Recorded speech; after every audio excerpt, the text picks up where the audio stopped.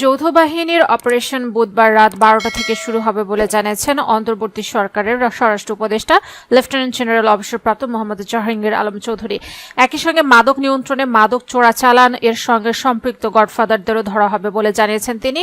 মঙ্গলবার সচিবালয় স্বরাষ্ট্র মন্ত্রণালয়ের সভাকক্ষে আইন শৃঙ্খলা বাহিনীর বৈঠক শেষে কথা বলেন তিনি। উপদেষ্টা বলেন, সভাটি ছিল আইন শৃঙ্খলা সংক্রান্ত উপদেষ্টা পরিষদের প্রথম সভা।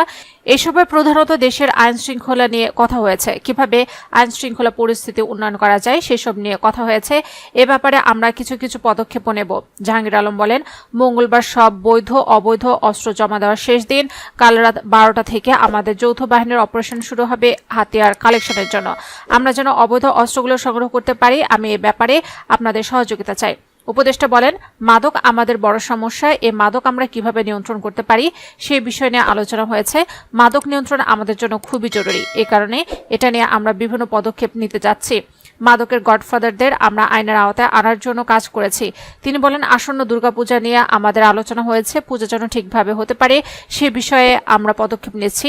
আমরা আশা করছি পুজোটা খুব ভালোভাবে শেষ হবে, কোথাও কোনো সমস্যা হবে না। সাংবাদিকদের কোনো প্রশ্নের জবাব না দিয়ে চলে যাওয়ার সময় উপদেষ্টা জাহাঙ্গীর আলম চৌধুরী বলেন, অস্ত্র উদ্ধার সহ সব বিষয়ে সরকারের পদক্ষেপ অন গ্রাউন্ডে দেখতে পাবেন।